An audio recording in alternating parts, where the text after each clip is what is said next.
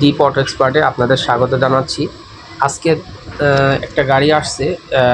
গাড়িটা যখন আসছে মনে হয় ইঞ্জিন থেকে গট গট গট করে ভেঙে চলে যাচ্ছে। আমরা প্রথমে বিভিটিআই সেন্সরটা এবং পরে তার সাথে বিভিটিআই ক্যাম লুপ যেটা আছে বা ক্যাম কাবলিং সহ এটাকে আমরা চেঞ্জ করে দিলাম। চেঞ্জ করা দেওয়ার পরে মাশাআল্লাহ বা গাড়িটা অনেক স্মুথ সাউন্ড সৃষ্টি হয়েছে, যা আগের মতন স্বাভাবিকভাবে চলে আসছে।